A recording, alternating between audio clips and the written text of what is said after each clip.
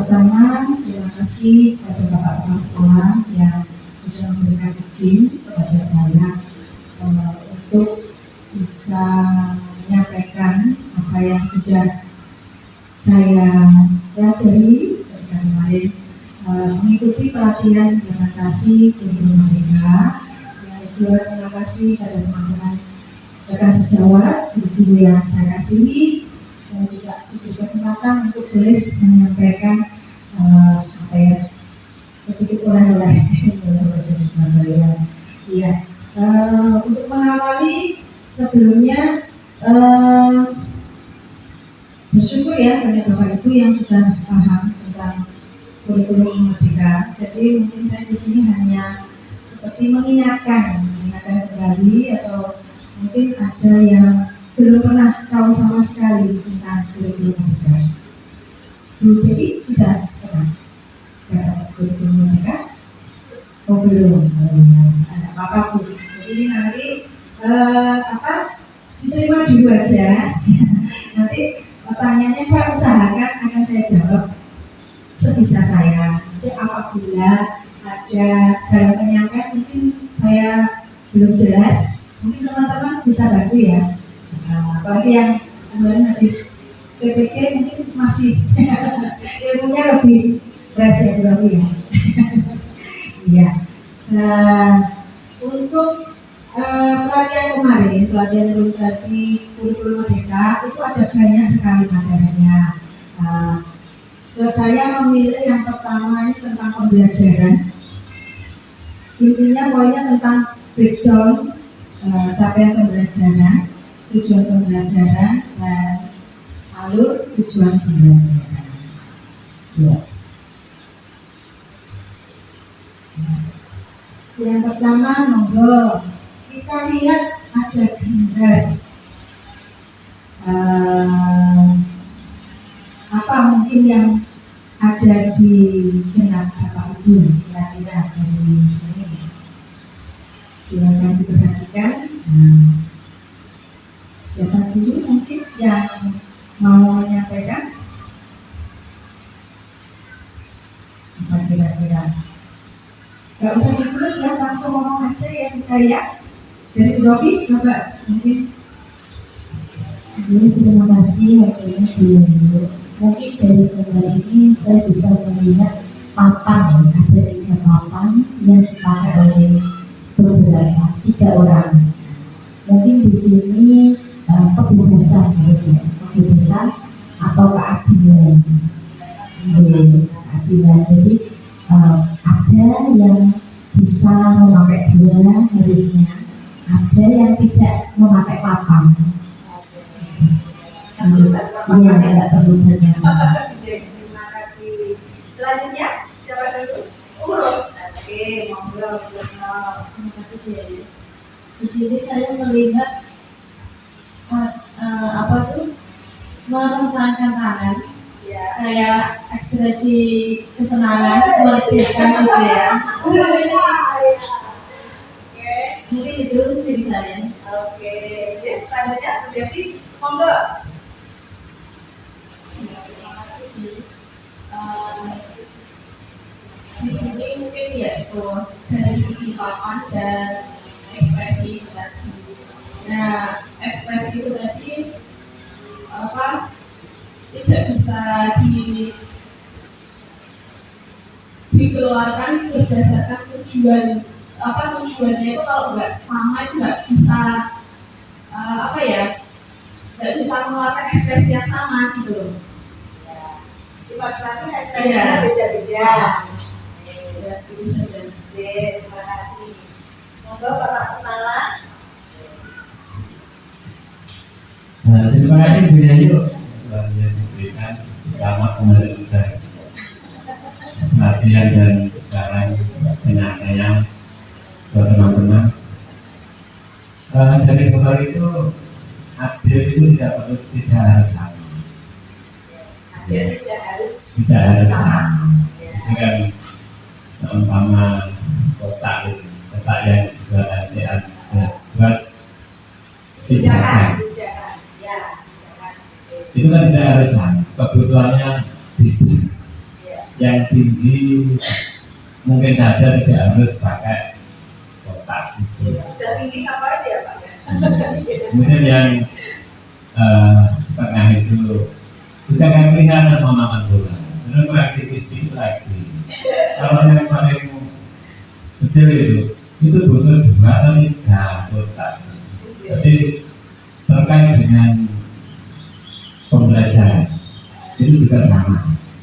Setiap anak itu kebutuhannya beda dan penanganannya pun juga akan berbeda, tidak bisa disamaratakan. Oke, itu beliau yang saya sampaikan. Terima kasih. Terima kasih sama-sama Bapak. Iya. Nih kita tepuk tangan buat kita semua dulu. Iya. Mereka kita udah tahu ya masing-masing mempunyai pendapat yang berbeda. Ya. Ya kita lanjutkan. Ya ini. Ya. Jadi kalau tadi kan kotaknya sama. Nah, kalau yang ini, sama seperti yang tadi Bapak Kepala sampaikan tadi ya. Jadi nggak usah pakai kotak yang tinggi itu. Nah, yang kecil itu yang dikasih kotak 2, jadi dia bisa lihat pertandingan itu. Terus atau kalau nggak ada halangan pagar itu, pakai yang apa ini namanya pakai besi ini itu malah penak semua, bisa kelihatan tanpa bantuan dari kotak pijakan itu. Nah, dari sini kita belajar bahwa dalam mendidik yang harus pertama dikenal adalah satu, siapa yang akan dididik. Yang akan dididik itu siapa? Dan apa yang merupakan target capaiannya. Nah, kalau kita sudah tahu yang akan dididik itu begini, beda-beda ya. Kayak yang tinggi itu, dia kan nggak perlu pakai kotak. Nah, kalau yang tengah, dia cukup kotak 1 aja, dia bisa. Targetnya kecapai, dia mau lihat. Mereka kan mau lihat targetnya, mau melihat pertandingan yang ada itu. Tapi dengan karakter yang alat bantu yang beda-beda. Contohnya ada yang perlu bantuan kotak, ada yang kotak pijakan, atau ada yang tidak.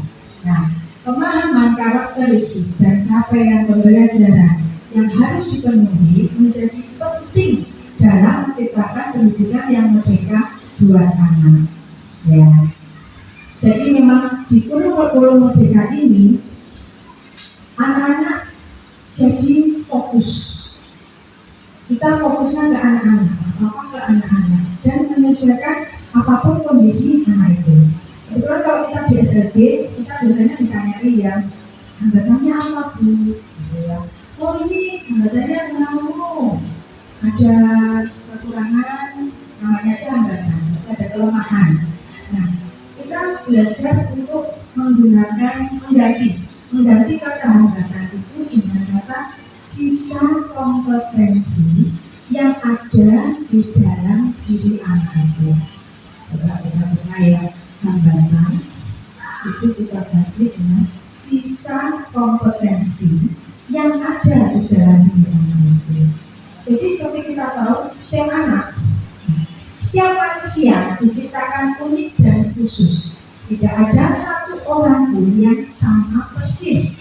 Walaupun mereka kembar, tetapi pasti ada perbedaan di antara mereka. Demikian juga halnya dengan peserta didik di kelas. Nah, menyamakan yang tadi dihambatan dan sisa kompetensi. Kalau kita bilang hambatan, kita kayak itu semuanya hambatan ini sore sedih apa gitu ya. Kadang saya sendiri juga pas ada itu sempat kayak gitu. Tetapi kalau kita bilang sisa kompetensi yang ada di dalam diri anak, berarti anak ini tuh meskipun dia punya banyak kekurangan, hambatan ataupun kelemahan, kita melihat sisa kompetensinya dia apa, yang dia bisa apa. Jadi nggak usah kita ngoyo-ngoyo ini kasihan anaknya. Ya selalu apalagi yang kegunaannya ganda. Itu kan kita sudah lebih besar iso bu, sambarannya seluruh bu besar iso. Ya apa soalnya itu enggak. Kita coba mengubah mindset kita. Di sisa kompetensinya itu apa? Itu secara tidak langsung membuat kita jadi apa ya, berusaha apa ya, maksud sih nggak ada kompetensi yang lain, pasti ada, nggak tahu apa. Nah itu yang kita perlu cari dari anak-anak tersebut. Oke, lanjut. Iya, jadi kurikulum merdeka dirancang untuk transformasi pembelajaran. Ada 3 karakteristik utama yang ada di dalam kurikulum merdeka. Yang pertama, fokus pada materi esensial. Jadi kita lebih fokus ke materi esensialnya yang mau disampaikan ke anak itu apa. Jadi guru-guru ketika mengajar tidak perlu buru-buru. Misalnya dia pegang pensil, tak apa. Tetap harus kita sabar melayani anak. Memang apa ya? Jangan sampai terjadi pemaksaan. Takutnya kalau kita maksa, anak itu akan trauma dan akhirnya nggak mau sekolah. Itu. Jadi yang penting ada perubahan. Nggak tahu misalnya dulu dia pertama pegang pensilnya lemes, terus nanti kalau sering namanya kebiasaan, sering dilatih, pasti ada yang namanya usaha, pasti ada hasil. Kita ingat-ingat itu aja. Jadi tidak perlu buru-buru ya kalau misalnya di kurikulum merdeka tuh kita anak-anak tuh diberi kebebasan sebisanya dia. Jangan sampai malah membebankan untuk anak tersebut.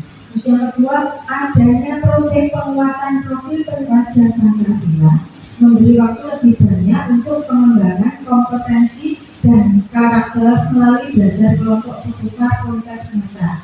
Iya, jadi di kurikulum merdeka dia ada proyek P5 yang kita bisa tahu P5. Jadi di situ anak-anak dikembangkan potensinya, karakternya dengan melalui belajar kelompok. Lalu yang ketiga, capaian pembelajaran per fase dan jam pelajaran yang fleksibel, mendorong pembelajaran yang menyenangkan dan relevan dengan kebutuhan pelajar dan kondisi satuan pendidikan. Ya, jadi kurikulum merdeka ini berbeda dengan kurikulum sebelumnya. Kalau dulu mungkin KIKD ya, itu kompetensi dasar, kompetensi inti. Kalau di kurikulum merdeka itu namanya ganti CP, capaian pembelajaran. Nah, di sini pun sifatnya CP dan jam pembelajaran itu fleksibel. Jadi enggak baku, enggak kudu mono, tetapi kita menyamakan dengan kondisi anak. Dia bisanya kemampuannya sesuai dengan kebutuhan pelajar, sesuai yang dibutuhkan anak. Jadi sebenarnya kalau kurikulum merdeka ini mungkin di SMP malah sudah kita lakukan, cuma mungkin ini baru diterapkan gitu ya, misalnya untuk semua jenjang. Nah, ini kita lanjutkan. Lalu mengenai prinsip pembelajarannya di dalam kurikulum merdeka, yang pertama sesuai tahapan perkembangan. Pembelajaran dirancang dengan mempertimbangkan tahap perkembangan dan tingkat kemampuan peserta didik. Jadi bisa saja misalnya sama-sama kelas 1, tetapi kalau dia tingkat kemampuannya, tingkat perkembangannya berbeda, nah itu nanti akan dibuat sesuai kemampuan anak. Fleksibel dari dia, akan menyesuaikan. Enak ini. Ya. Lanjut yang kedua, inspiratif. Pembelajaran menyenangkan dan bermakna sehingga menimbulkan kecintaan belajar dan membangun pembelajar sepanjang hayat. Jadi kayak kita lah, sering kita bilang ke anak kita, ayo belajar. Nah kita pun itu secara tidak langsung kita juga dituntut gitu, ayo belajar. Karena sampai tua pun kita juga harus belajar. Entah itu belajar apa ya, masih belajar kehidupan. Itulah hidup belajar. Dan yang inspiratif di sini karena pembelajarannya yang menyenangkan, otomatis guru-gurunya yang harus kreatif. Iya ya caranya. Nah sekarang sih dengan di medsos itu banyak ya, memang tinggal kita mau atau tidak mencari. Jadi enggak, kalau dulu mungkin harus buku di perpus. sekarang nggak lewat HP bisa, lewat laptop bisa, mau cari cara apapun itu ada. Jadi kita sudah di apa istilahnya dipermudah, tinggal mau atau tidak kita jadi guru yang baik. Yang ketiga, mengembangkan kompetensi dan karakter.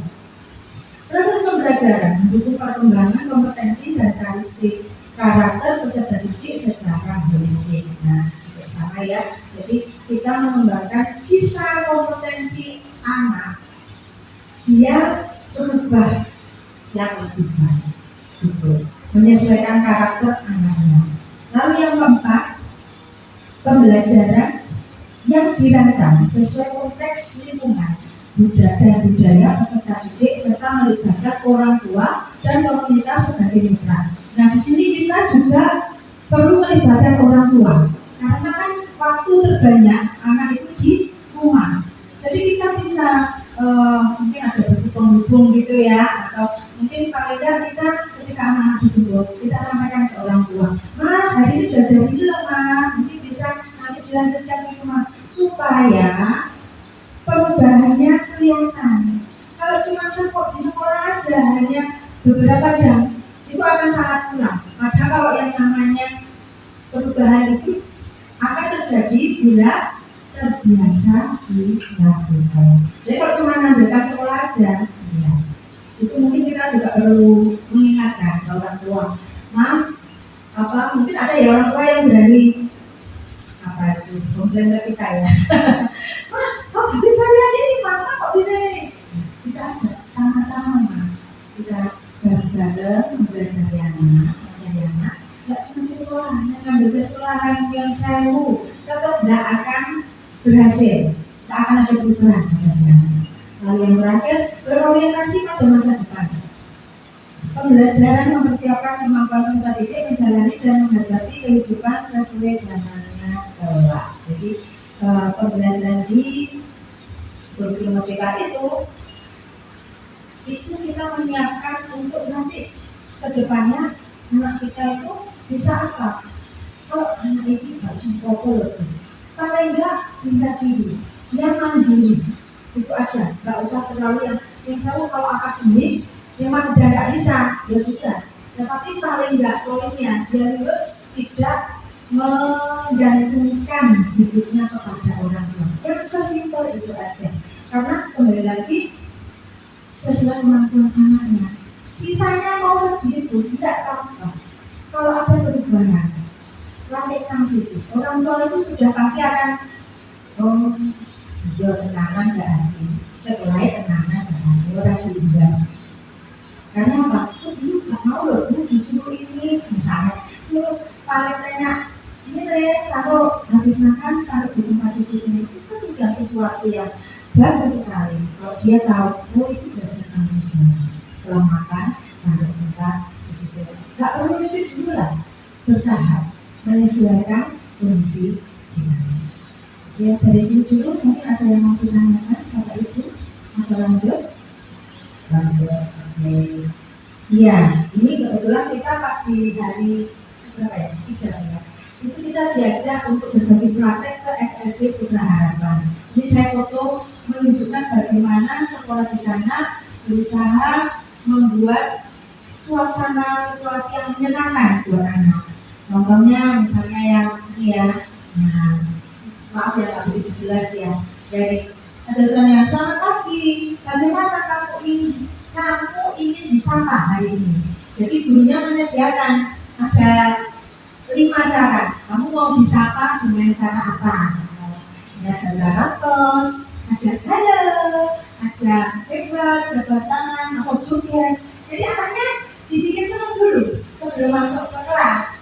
Ayo, yang mana kamu milih? Saya milih joget ya. Tapi kita halo juga ini sambil halo. Yang penting itu menarik anak bahagia dulu sebelum masuk kelas. Nah, terus di kelas juga ada bagaimana perasaanmu hari ini. Tujuannya apa? Ketika kita menyampaikan pembelajaran, kita tahu, oh ini anak masih sedang sedih. Karena apa misalnya dia minta balon nggak diberikan. Otomatis kan kita belum bisa memulai pembelajaran. Capek kita nanti daripada kita marah malah salah. Itu akan mengikuti kita. Kalau kita bego, gurunya bego, anaknya akan bego. Poinnya di sini. Terus dia bentak aku, ya kita bahagiakan dulu, ditenangkan, disenangkan dulu namanya. Nah, kalau udah senang, barulah ya. Saya kita guru, bapak guru mesti udah, nah oh ini nak dikit bulanan saya, nah ini harus sembilan visi lah. Itu enak itu masuk ke pembelajaran. Nah, tadi ini contohnya yang salah satu tadi guru harus kreatif. Ini, jadi nggak harus beli, bapak ibu. Kita bikin sendiri dari barang-barang bekas bisa. Contohnya kayak ini itu dari bekas minum itu tinggal ya kita harus kreatif sih ya. Dikasih ini, terus itu ada sedotan, dia belajar berhitung. Atau bisa juga pakai yang ini, pakai clay. Claynya dia juga mengenal angka, lalu berhitungnya dia pakai clay-nya dipotong dibikin bola kecil-kecil gitu. Jadi intinya ketika pembelajaran anak senang. Caranya piye? Jadi gurunya nggak ada yang jahit-jahit, maafkan tidak ada jahit. Karena apa? Kita masuk ke dunianya mereka. Nah, ketika pembelajaran akan menyenangkan karena anaknya senang. Gitu. Jadi ada berbagai cara. Banyak sekali kan maka di TikTok terus apa itu banyak sekali cara-caranya. Di BMM juga ya, kayaknya juga banyak ya cara-cara kita berbagi praktik. Gimana sih caranya supaya anak ini senang, gitu ya. Oke, lanjut asesmen. Nah, kalau di kurikulum Merdeka itu ada asesmen. Sebelum kita membuat perangkat pembelajaran, yang pertama yang dibutuhkan adalah asesmen. Asesmen itu kita melihat untuk awal asesmen awal kita lihat dulu secara fisik ini anak apa ya kelebihannya, kekurangannya. Kita bisa tanya ke orang tua bagaimana tentang ini anak profilnya bagaimana, sukanya apa, dia nggak suka apa. Jadi istilahnya sebelum kita mengajari anak, kita kalau nggak tahu dulu ini anak tuh kayak gini loh, dia yang nggak suka ini. Jadi itu kemudahan kita ketika menyampaikan pembelajaran. Lalu yang kedua ada juga nanti setelah asesmen awal akan ada asesmen diagnostik. Kalau asesmen diagnostik itu akan kita butuh bantuan ahlinya. Jadi memang membutuhkan biaya ya kalau ahlinya kayak psikolog itu, dan saya tahu itu mahal. Tidak semua sekolah punya psikolog itu, ahli itu. Tetapi paling enggak itu bisa belajar dari manapun. Oh gimana kalau kira-kira kalau ini menilainya gimana ya? Kalau sampai rasanya ahlinya kita belum bisa mendapatkan, kita bisa minta tolong kepada psikolog. Jadi maksudnya tidak cuma dari sisi kita. Takutnya itu subjektif ya. Cuma aku menurutku percaya ini orang iso, ya. Tapi kalau ketika kita melibatkan orang lain, bisa berpakat sekolah atau bukan kerja, kita tahu cara pandangnya dia, mungkin dia punya pengalaman yang lebih. Sebenarnya bisa begini, cuma mungkin perlu latihan. Dalam perencanaan pembelajaran kurikulum Merdeka, jadi proses yang pertama kita memahami capaian pembelajaran. Jadi pemerintah sudah menyediakan capaian pembelajaran yang harus diikuti dengan menyesuaikan kemampuan anak. Nanti yang selanjutnya akan merumuskan tujuan pembelajaran, lanjut menyusun alur tujuan pembelajaran dari tujuan pembelajaran. Setelah itu kita baru bisa merancang pembelajaran. Oke, ya kita lihat apa itu CP, capaian pembelajaran. Capaian pembelajaran merupakan kompetensi pembelajaran yang harus dicapai peserta didik pada setiap fase. Ya, kemarin kita sudah ini ya, tapi ya ini kita khusus SRP sudah ada. Ini panduan kita. Ya, di dalamnya nanti akan seperti ini saya contohkan ya. Ya, ini yang benar. Ini yang benar. Modelnya seperti ini. Satu pembelajaran. Jadi masih masih perlu untuk diolah lagi.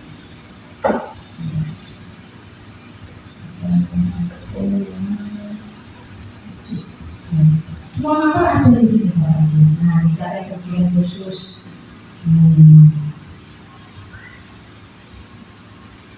Nah,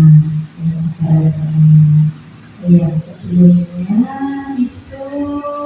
Nah, di capaian pembelajaran itu kita juga menyesuaikan dengan fase. Dari pemerintah itu sudah ditetapkan ada beberapa fase yang ada.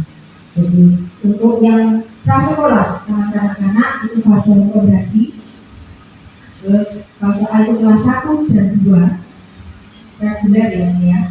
Fase B kelas 3 4, fase C 5 6, fase D 7 sampai 9, fase E 10, fase F kelas 11 sampai 12. Nah, kalau untuk SLB, kalau semisal fase A saja tidak masuk, nanti kita masuknya fase fondasi. Jadi mungkin secara umum dia kelas 1 loh. Berarti yang fase A, tetapi kemampuannya belum bisa. Berarti kita pakainya fase fondasi. Itu tidak apa. Karena intinya kemampuan si anak. Gitu kan? Ya. Nah, terus kalau kita sudah bisa memilah dari fasenya, itu baru kita lihat di ini di CP-nya. CP. Ya, ini di CP-nya. Nanti ada fase A, fase. Nah, ini contohnya. Fase A, usia mental kurang atau sama dengan 7 tahun. Umumnya kelas 1 dan kelas 2. Nah, di capaian di sini, nah ini sudah ada elemennya. Nanti dari JP ini, dari capaian pembelajaran itu, kita breakdown lagi, kita pecah-pecah lagi, karena ini kan masih masih menyatu gitu. Nah, itu kita ubah menyesuaikan kemampuan si anak. Gitu ya.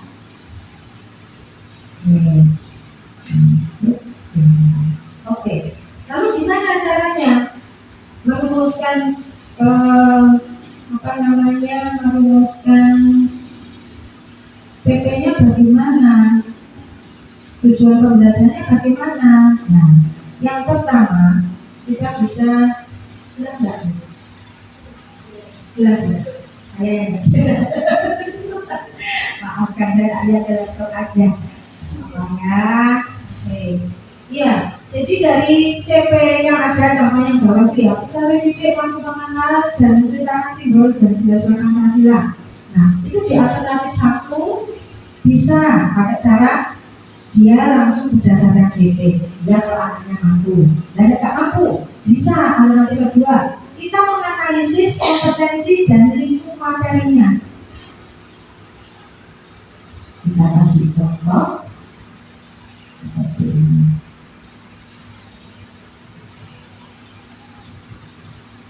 Nah, tadi yang dari CP yang ini tadi, CP-nya kan peserta didik mampu mengenal ini ya, menceritakan itu semuanya mampu mengenal, menceritakan simbol dan sila Pancasila.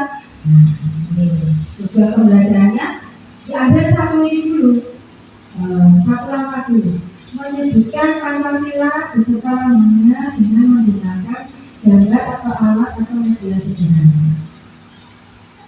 Itu diambil dari mana?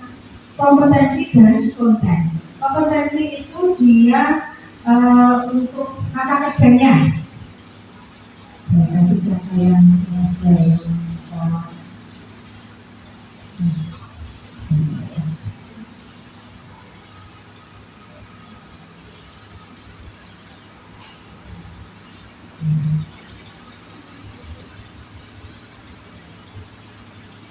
Ya,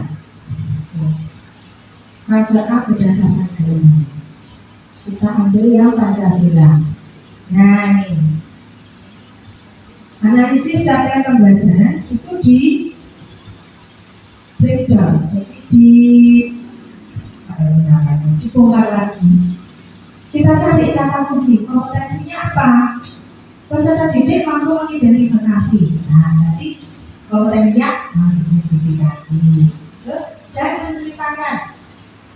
menceritakan dan sila-sila ini menyebutkan. Nah, menyebutkan. Jadi intinya di kompetensi itu kata-kata kerjanya.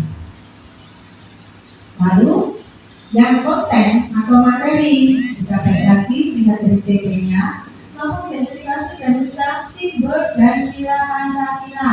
Ya, berarti materinya simbol dan sila-sila Pancasila. Lanjut, terus bawahnya sama seperti itu. Caranya membreakdown dari CP ke TP, ke tujuan pembelajaran. Kita bagi dua itu. Menurut saya ini yang paling mudah kalau saya. Karena kan kemampuan anak didik kita kan yang seru, agak ini ya, jadinya lebih yang saya mengambil gambarnya yang dibaca seperti ini. Betul. Dari sini dulu mungkin ada yang mau ditanyakan. Kalau bingung, ya diresani dulu aja. Masih proses. Saya kemarin juga gitu. Beberapa hari materi dipadatkan, jadi cuma nanti belajar lagi sendiri. Gitu ya, contohnya. Setelah itu, nah ini baru tadi elemen kata kunci. Jadi yang di atas tadi kita copy paste, pindah ke sini. Kan sudah tahu kata kuncinya. Nah ini kita rangkai lagi dengan menggunakan apa yang ada di kompetensi dan pembelajaran. Sebenarnya hampir sama dengan CP, tetapi kan itu untuk maksudnya supaya kita lebih mudah. Iya. Kalau di CP itu kan sih mau contohnya rasanya semua. Kalau ini sudah dibuat perangkat, ya per poinnya, supaya kita bisa apa istilahnya, ya sudah istilahnya dibedah ya, jadi lebih rinci, lebih teliti untuk ininya. Nah, verifikasi simbol sila-sila Pancasila, verifikasi pembelajaran itu. Bisa juga ketika di CP itu kan ada koma-koma ini ya. Nah, ini kan tadi ngomongin koma. Nah, koma itu bisa jadikan titik. Jadi nanti ganti lagi langkah. Nah, bisa, boleh. Namanya merdeka terus bebas. Intinya aturannya intinya bebas. Nah, misalnya, nah bawah juga itu undang-undang dasar juga sama. Nah, setelah kita tadi sudah membuat tujuan pembelajaran, nah akhirnya kita ke ATP, alur tujuan pembelajaran. Jadi rencananya nanti ini semester 1 mau yang mana? Nah, kebetulan di sini juga saja. Nah, kalau di contoh ini, jadi dia semester 1 dia hanya yang Pancasila saja, ngajarinya elemen Pancasila saja. Nanti di semester 2 baru undang-undang baru. Nah, sebenarnya akan lebih memudahkan ketika kita membreakdown CP ini bersama guru kelas lain. Contohnya kayak ini tadi CP yang ini kan fase A kan kelas 1 dan kelas 2. Nah, kita diskusi dengan guru kelas 2 supaya tidak tumpang tindih. Nanti bisa ajari itu lebih ajaran, gitu loh. Makanya ya ini. Nah, terus nanti yang elemen lainnya bisa di kelas 2. Gitu, tujuannya.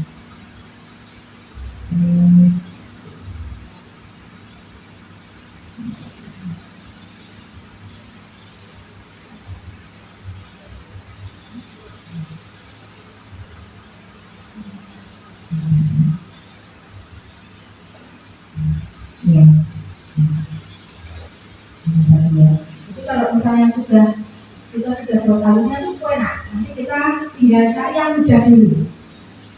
Cari yang mudah dulu. Jadi baru yang sulit. Lagi-lagi kita lihat kemampuan anak. Jangan dipaksa. Jadi di sini benar-benar merdeka. Karena memang istilahnya benar-benar anak itu harus senang kalau ke sekolah.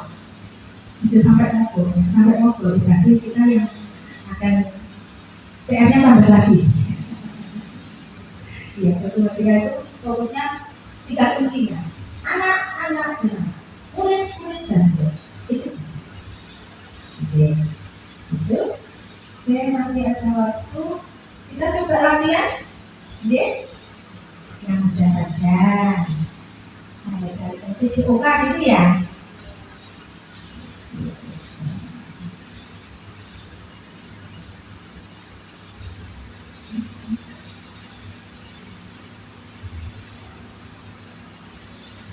Nah,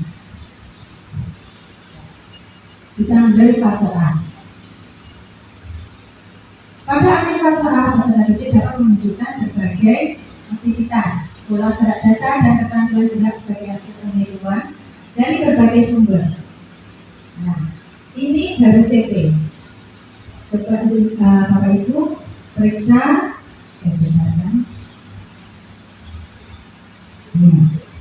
Kira-kira kalau di breakdown yang masuk konten 4, yang masuk kompeten 4.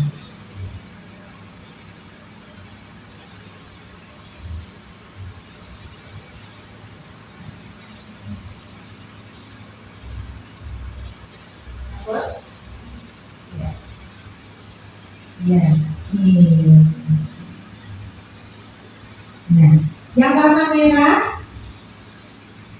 menunjukkan, mengetahui, mempraktekkan, mengenalkan itu.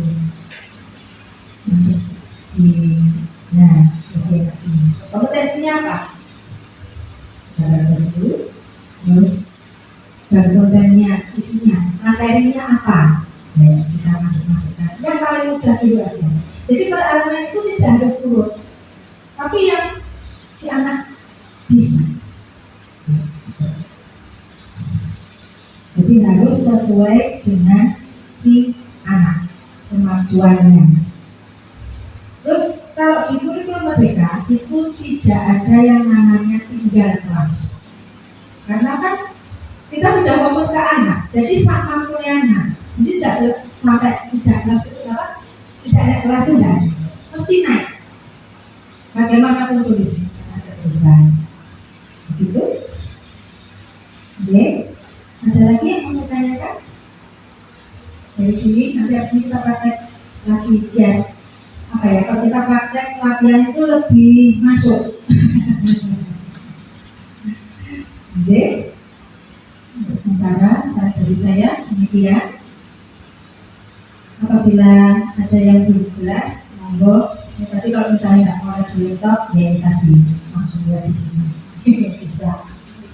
Ya, fase-fasenya itu. Demikian. Tidak ada pertanyaan. Jadi, terima kasih Bapak Ibu buat waktu yang sudah diberikan kepada saya. Saya berusaha menjelaskan sejelas-jelasnya. Nanti bila ada kurang boleh kepada saya. Terus mohon maaf bila ada salah-salah kata atau penyampaian. Terima kasih. Assalamualaikum warahmatullahi wabarakatuh.